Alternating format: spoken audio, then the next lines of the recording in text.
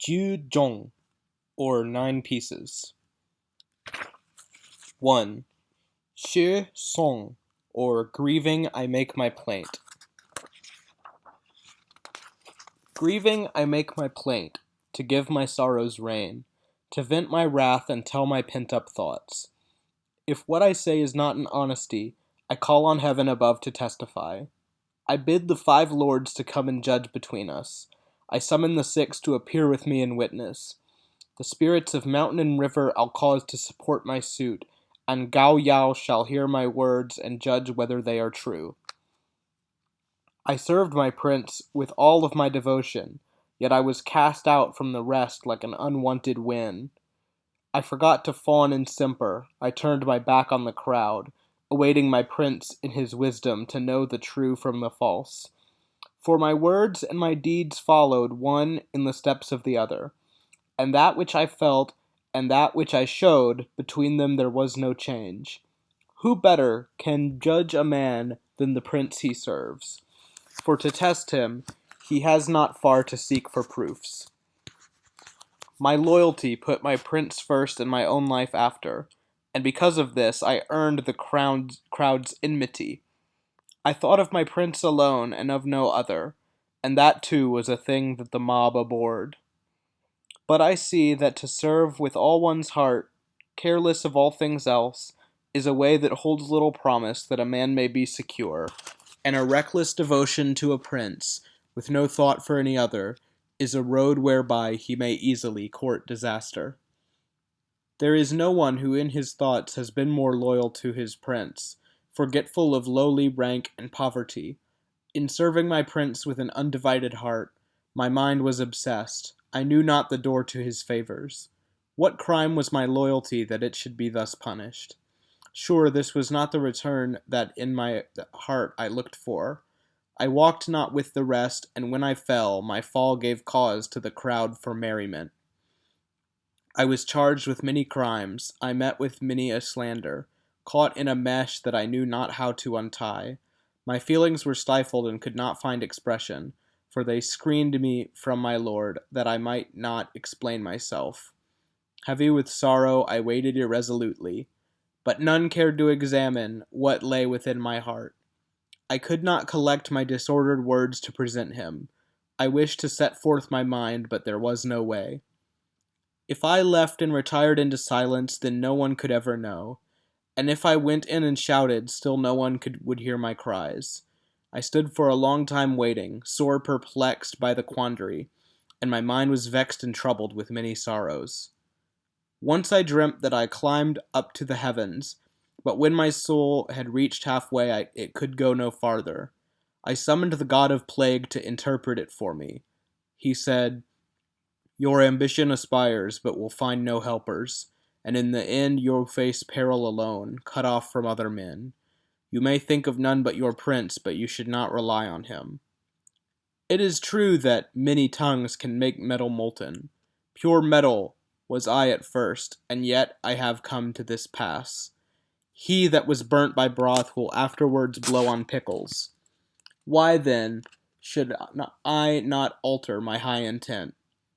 I have cast down the ladder, but still I would mount to heaven. My plight is the same as it was that time in my dream. The crowd are frightened and turn their hearts against me. How can I make companions of such as these? Our end is the same, but the paths we tread are different. How can I look to such as these to guide me? Shen Sheng of Jin was a son most filial, yet his father gave ear to slander and loved him not. Stiff-necked in all his ways and recking nothing, Gun's work, because of this, had no prosperous conclusion. I once heard it said that he who acts loyally wins hatred for his pains, and at that time I lightly said that the saying was a false one. But he who has 9 times broken his arm may set up as a physician, and now at last I know that what I was told is true. The crossbow was set and waiting overhead, and the bird net spread out ready down below, and all was set, and the traps laid out to gratify my lord, so that even if I wished to escape, there was no way to turn. If I thought to tarry where I was and asked that I might stay, I feared that a heavier fate might fall and he find more faults in me. If I thought to fly up high and settle far off elsewhere, my lord would feigning ask me, "Where will you go?" I might seek to pursue a crooked path and leave the straight road behind, but my will was too strong and would not allow me to. My back and my breast are split like a tally, and my heart, torn between them, aches, and my mind is gloomed and perplexed in a skein of care. I have pounded magnolia and mixed it with orchids, and ground up pepper flowers to make my provender. I have grown gracillary and planted chrysanthemums to serve when the spring days come as savors of for my food. And because I fear that my true intent will not be believed, I have rehearsed all here to make myself understood. I wish only to speed away and remove myself far off, to cherish these my delights in a private place. 2. Zhang, or Crossing the River. When I was young, I loved this rare apparel, and now I am old in years, the passion has not abated. At my belt, a long sword swinging, on my head, a cleave cloud hat uptowering, round my neck, moon-bright jewels, and a precious jade at my girdle. But the world was muddy-witted, and could not understand me, and so I rode high and would not look back on it. With a team of azure dragons, white serpents in the traces, I rode with Chonghua in the garden of jasper, climbed up Kunlun and ate of the flower of jade, and one long life, lasting as heaven and earth, and the sun and moon were not more bright than I. I was sad that the southern tribesmen could not understand me, for at dawn I had to cross the zhang and the shang. Climbing the height at Ju, I looked back. Ah, the last breath of autumn and winter's chill. I walked my horses along the mountainside. I drove my chariot towards Fanglin. Then, boarding a barge, I sailed up the river Yuan. The oars of Wu dipped in time and beat the billowing water. The boat went slowly, making little headway. Held by the whirling water, she stuck fast. That morning, we put off from Wangju. The night we spent at Qinyang. If only my heart is straight and true, what matters it how remote my abode? When we entered Shupu, I halted uncertainly, too distraught to think where I was going. Amid the deep woods there, in the twilight gloom, are the haunts where monkeys live. The mountain's awful height screens the noonday sun, and below it is dark and dim with perpetual rain. Sleet and snow fall there unendingly, and the heavy clouds begin where the rooftops end. Alas, that my life should be so devoid of pleasure, that I should live here, alone and obscure among the mountains. But I cannot change my heart and follow the vulgar crowd, and so I must face bitter sorrow and a hopeless end as my lot. Jie Yu shaved his head, Sang Hu naked ran. So a loyal man is not certain to be used, nor a wise man certain to be employed. Wu Zishu met a bad end. Bigan was cut up and made into pickles. In former times it was always like this. Why should I complain of the men of today? I shall make my path straight with no fear of the rest, for my days are sure to end in dark confusion. Luan. The phoenix and the phoenix's mate are daily more and more remote, and swallows, sparrows, crows, and pies nest in the chambers and the high halls. The daphne and lily magnolia die in the wild woods tangle. Stinking weeds find position, fragrant flowers may not come near. For the dark and light have changed places, the times are out of joint. With true heart long I pondered, then suddenly I set forth. 3. Ai Ying, or A Lament for Ying. High heaven is not constant in its dispensations. See how the country is moved to unrest and error. The people are scattered and men cut off from their fellows. In the middle of spring the move to the east began. I left my old home and set off for distant places, and following the waters of the Jiang and Sha, I traveled into exile. I passed through the gate of Qu with heavy heart. On the day Jia, in the morning, my journey began. As I set out from Ying and left my old ward in the city, an endless turmoil started in my mind. And as the oars slowly swept in time, "O my Ying, I shall never look on you again." I gazed on the high catalpa trees and heaved a heavy sigh. And the tears in torrents, like winter's sleet, came down. We passed the head of the Xia, and once, when we drifted westwards, I looked back for the Dragon Gate, but I could not see it. My mind was drawn with yearning, and my heart was grieved. So far, I knew not whither my way was leading, but followed the wind and waves, drifting on aimlessly, a, a traveler on an endless journey with no hope of return. As we rode on the wave god's surging swell, oh, when I thought, will this aimless wandering cease? My heart was caught in a mesh that I could not disentangle. My thoughts were lost in a maze there was no way out of. I let my boat float on, following the current downstream, south up to the Dongting Lake, and then north again to the river. I had left behind the home where I dwelt so long, and now, at random drifting, I traveled towards the east. But my soul within me longed to be returning. Ah, when for one moment of the day have I not longed to go back? I turned my back on Xiapu, and my thoughts went speeding westwards. And I grieved that the old city grew daily farther from me. I climbed a steep islet's height and looked into the distance, thinking to ease the sorrow in my heart, but only grief came for the rich, blessed river kingdom, for its cherished ways now lost beyond recall. I may not traverse the surging waves to return there, or cross south over the watery waste to reach it. To think that its palace walls should be mounds of rubble, and its two east gates a wilderness of weeds. It is now a long time since my heart has known happiness. Grief comes following sorrow, and sorrow following grief. I think how long and hard the road to Ying is, and the river and the Xia how hard for me to cross. Sometimes it seems but a night or two since I left it, yet now I have been here 9 years without returning. I am overcast with a sadness which cannot find expression. I am tied to one spot, and my mouth is full of gall. When your favor was courted with outward show of charm, you were too weak, you had no will of your own. But when with deep loyalty I tried to go in before you, jealousy cut me off and blocked my way to you. Though Yao and Shun excelled in noble actions so that their glory reaches to the skies, the crowd of backbiters were envious of their fame, and gave them a false name, saying they were not kind. You hate the deep and studious search for beauty, but love a base knave's braggart blusterings. And so the crowd press forward, and each day advance in your favors.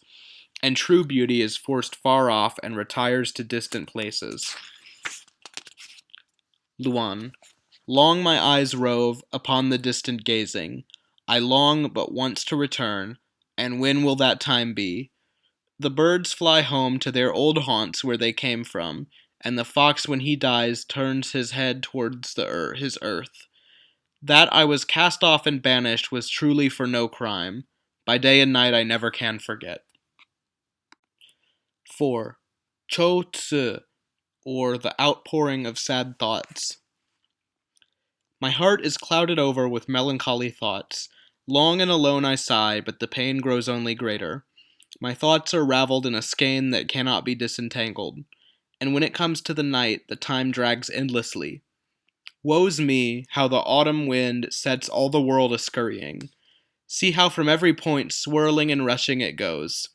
Often I think of my lord, so easily stirred to anger, and it pains my heart with a grievous and bitter sorrow.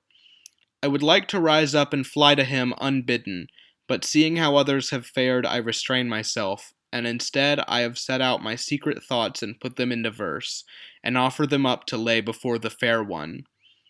Once, my lord, you had made a tryst with me. You said, "The dusk shall be our meeting time."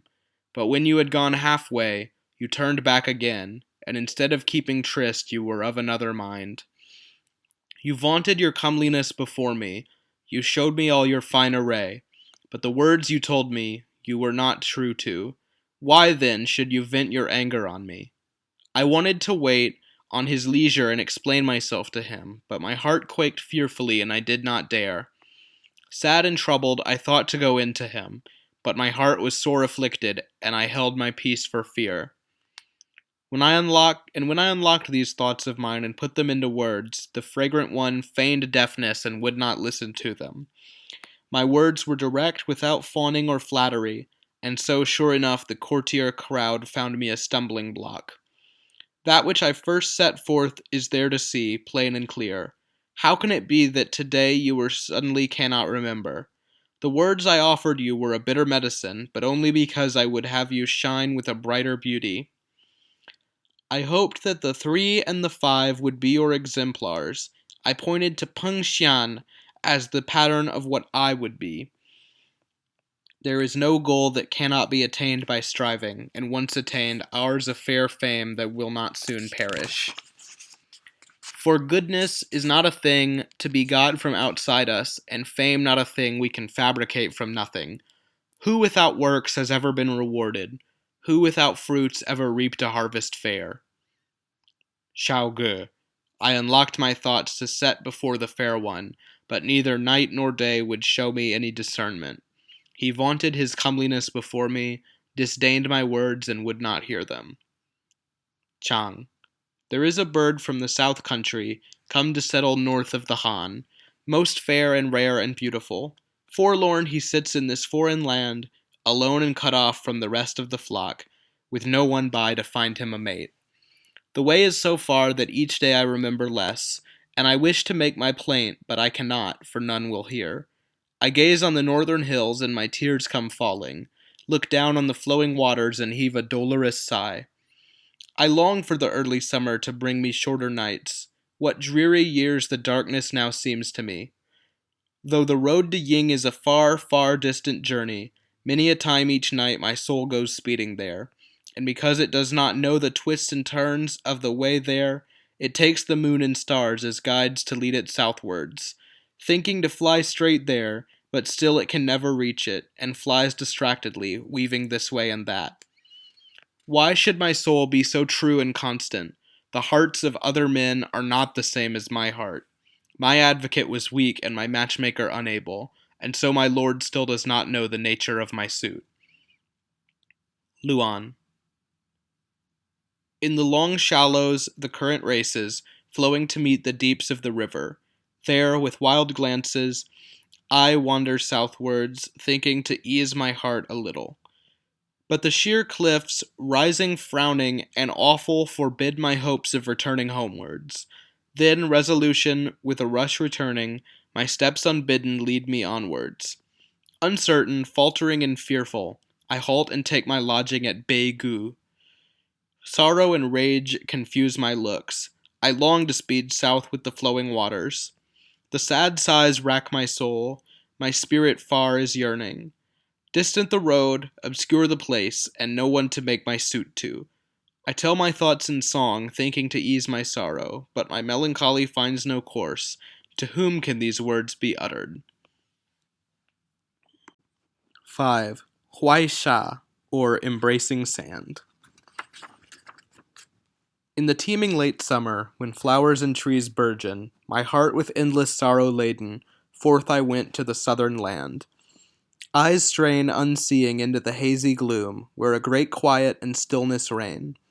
Disquieted and tormented, I have met sorrow and long been afflicted.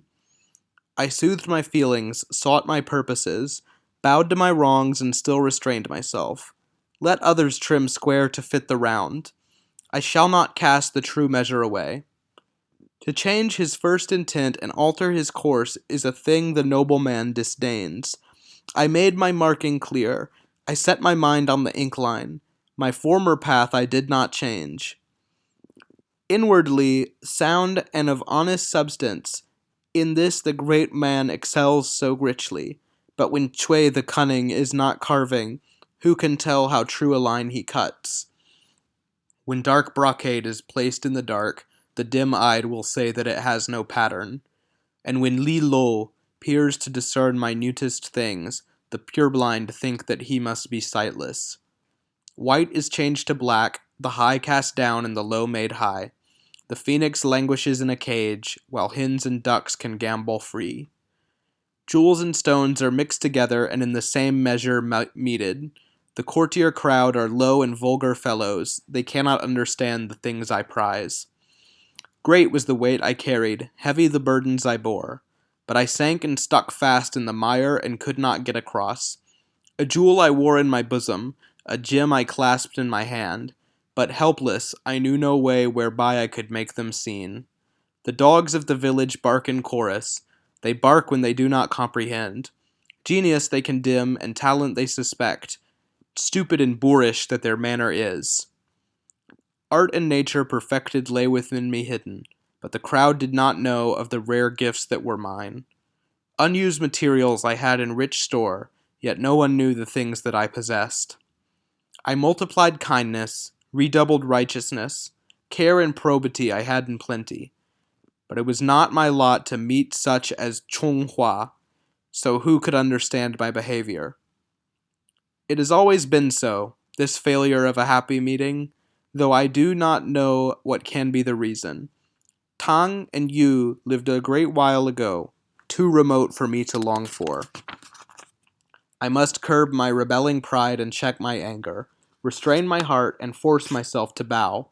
I have met sorrow, but still will be unswerving.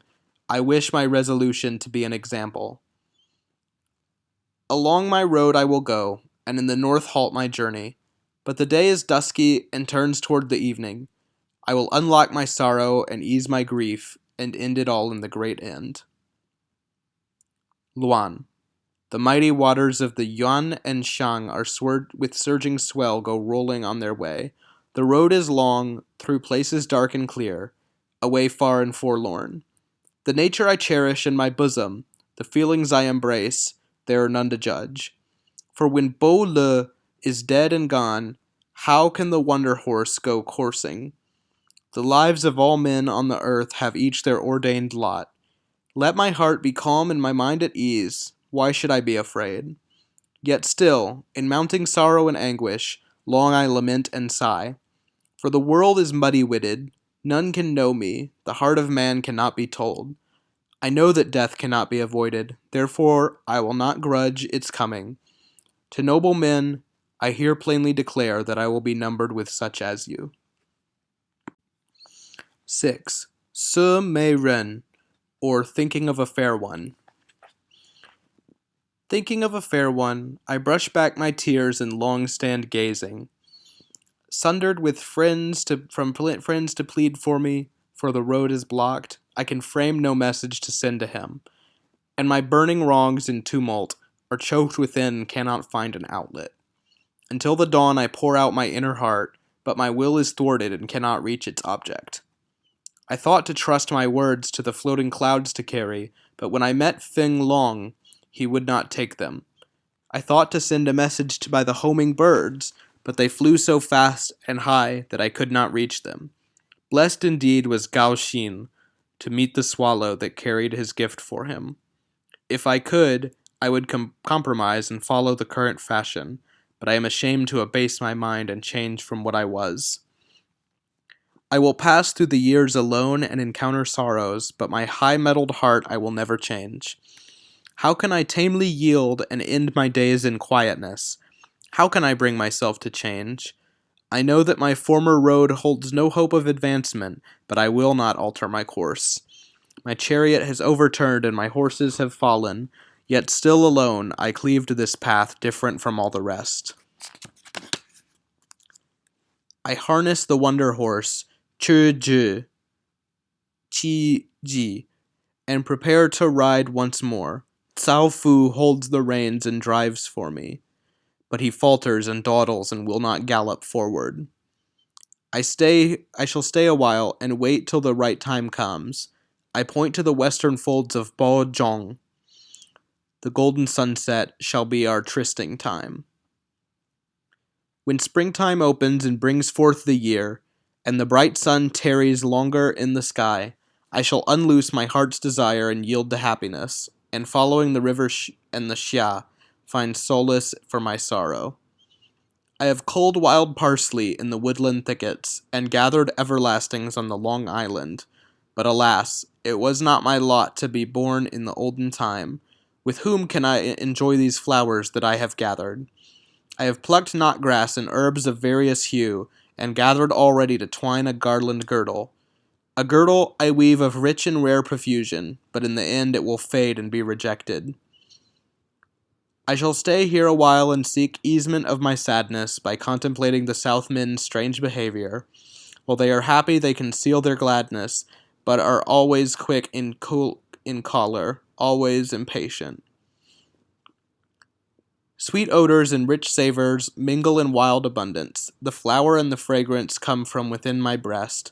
Their ravishing sweetness reaches far and wide, suffusing my frame within and wafting outside me. If my spirit and substance keep their integrity, though I dwell unseen and obscure, my fame can yet be bright. I thought to make the dwarf fig plead my cause for me, but I feared to climb up into his branches. I thought to use the lotus as my matchmaker, but I feared to lift my skirts up and wet my feet. To climb up high I do not please, to go down low I am not able. Thus will my body never yield, thus do I halt in indecision. I shall to the full pursue my former plan, and never alter this course. It is my lot to live in darkness. The day is growing dark and draws toward its close. I must go while the bright sun has not yet reached his setting. Alone, forlorn, I pass on my southward journey, with my thoughts all on Pengxian bending. 7. Xi Wang Ri, or Alas for the Days Gone By. Alas for the days gone by, when I was trusted, and received the king's decrees to publish to the world, when I made our ancestors' achievements shine for posterity, and made plain whatever was doubtful in the laws. The land was rich and strong, and its laws stood firm, and all was left to the loyal servant, while each day my lord took his ease. The secret affairs of state I carried locked in my heart. In those days, even if I was wrong, my lord did not correct me. But though my heart was pure and free from blemish, I met with slanderers who were jealous of me. My lord was full of anger towards his servant, not waiting first to make sure whether the thing was so. For over my lord's wits these men had set a screen of darkness, bemusing him with empty words and falsely deceiving him. And he, without examining to sound out the truth of it, removed me to a far-off place and did not think of me, but trusted the filthy words of my traducers, puffed up his anger, and found fault in me. How innocent was I, his loyal servant! Yet I was slandered, and charges made against me. I was ashamed of the honest daylight, and hid myself in the dark to escape from it. I will stand above the Yan or the Xiang's dark waters, and steel myself to plunge in the flowing stream. I can bear to destroy my body and wipe out my name forever, but it grieves me that my lord is blinded and cannot see the light. Having no measure to judge men by, he causes the fragrant herb to hide in the marsh's tangle. How can I express my feelings and show my faithfulness? No, I will gladly die and without repining. Since I am screened from my lord and thrust into obscurity, I, his loyal servant, am left with no other way to turn.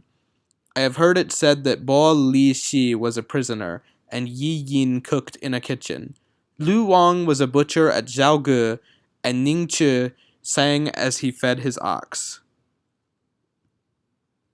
If they had not met with their Tang and Wu, their Huan and Mu, how would the world speak of them and know their names? Wu trusted the slanderer's tongue and did not ponder, so Zishu died, but afterwards he was sorry. Jie Zitui was loyal. When he starved himself, Lord Wen remembered and hastened after him. He made Mount Jie a holy place and set bands about it as requitement for his surpassing service. When he thought of their former close companionship, he put on white weeds and wept for him. Some men are honest and die martyrs, some men are cheats and are never doubted. You would not look carefully and act upon the truth, but listen to the lies of slanderers. Now fragrant and foul are so mixed together, Who, though he labored all night, could discern between them? Why have the sweet flowers died so soon? A light frost descended and mowed them all down. You are so deaf to reason, so benighted, that slanderers and flatterers daily wax in your favor. From of old, these envious of the good have called orchid and azalea unfit to wear at a girdle. Jealous of true beauty's fragrance, Momu preens herself on her comeliness, but you have she's lovely face, the slanderer will get in and supplant you. I wish to set forth my thoughts and explain my actions. I little dreamed that this would be held a crime, that I was unjustly treated as clear as daylight, plain as the stars above in their constellations. To harness swift steeds and go out coursing, and without bit or rein to try to keep oneself in the chariot, or on a raft to drift downstream with the current, and without boat sweep try to keep afloat. When you turn your back on all sanctions and let your soul heart rule, in comparison, it is just like this. I would gladly die straight away and meet disillusion if I did not fear that a greater ill might follow. With my words unsaid I would plunge into the waters, but for thought of my blinded lord and his lack of understanding. 8. Ju Song, or In Praise of the Orange Tree. Fairest of all God's trees, the orange came and settled here, commanded by him not to move but only grow in the south country.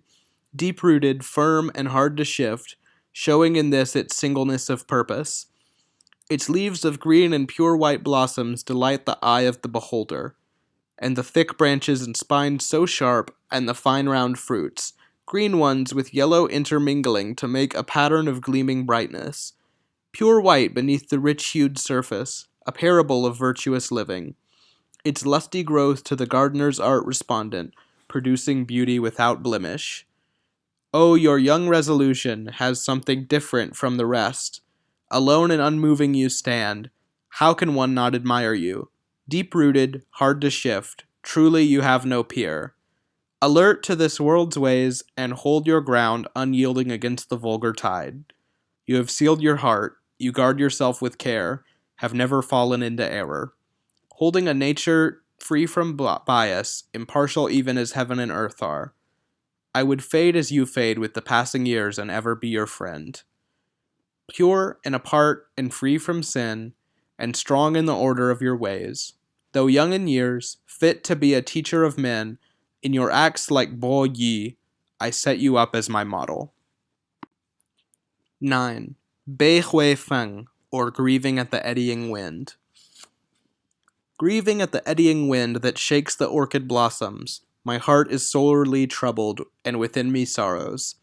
For delicate things are by nature prone to fall, and the faintest notes lead in the full orchestra.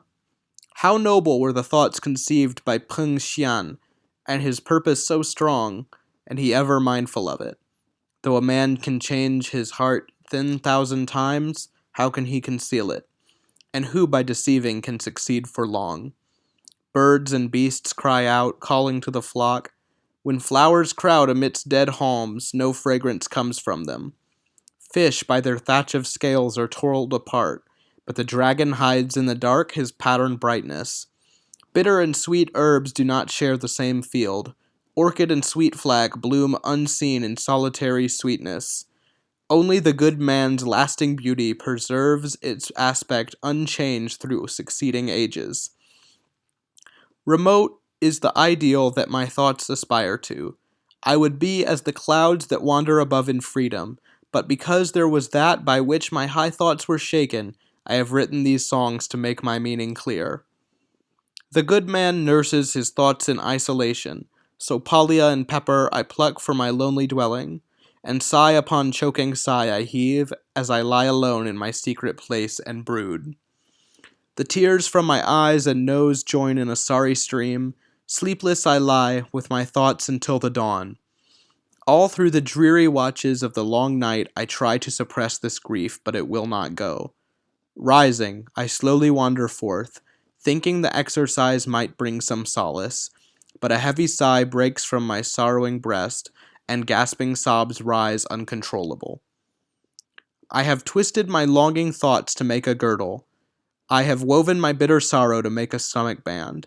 I broke a branch of the ruo tree to shade me from the brightness. I would go wherever the wandering wind might blow me. The world grew misty. I could not see before me. My heart was leaping like boiling water. I clutched my belt and my coat front to calm my spirits, and sorrowing, I set out on my way. Swiftly the year is turning to decay, and my time draws gradually nearer. The marsh grasses dry up and break at the joints. The fragrance has faded, plants are thin and sparse. I rejoice that suffering has left my mind undaunted, proving that the words I said were not idly spoken. But I would rather swiftly die and meet dissolution than have to endure this sorrow endlessly.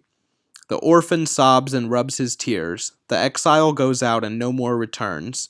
Who can reflect on this and not feel sad, glorifying the name of Peng Xian? I climbed a rock summit and looked into the distance. Far, far the road stretched, silent and deserted, entering places where no answering echo came, where the straining senses could perceive nothing. Sorrow sits dark on me. All joy is gone. My thoughts are filled with sadness that cannot be dispelled. My heart is tied with bands of care that will not be unloosed. My breath is twisted up and tied in a knot together. Deep and dim in the distance, without a limit, vast vacant verdancy, sans shape or form. Even the faintest sound evokes an echo. Even the simplest act becomes impossible. Far on, farther than can be measured. Along, and all along never a bend. In deepest melancholy of unassuaged grief. Inconsolable in somberest gloom. Riding the great waves, drifting with the wind, I would go to rest where Peng Xian dwells. I mounted a high cliff's rocky walls and stood at the woman rainbow's highest point. Resting on the sky, speeding over the rainbow, on I rushed until I touched the heavens. I sipped cool drops of refreshing dew and rinsed my mouth with fine flakes of hoarfrost. I went in the cave of the winds to rest myself, but woke with a start, gasping for breath. I lighted upon Kunlun and peered into the mists. I rested on Min Mountain and looked down on the river.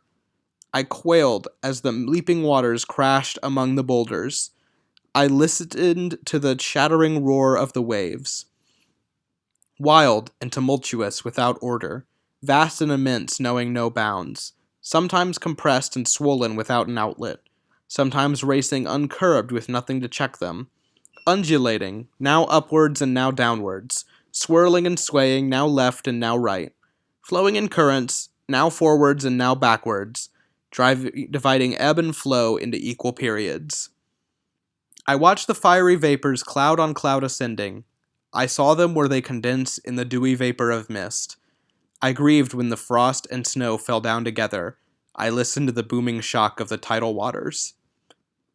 I would borrow the daylight to travel back and forth using a crooked switch of the yellow thorn for my horsewhip.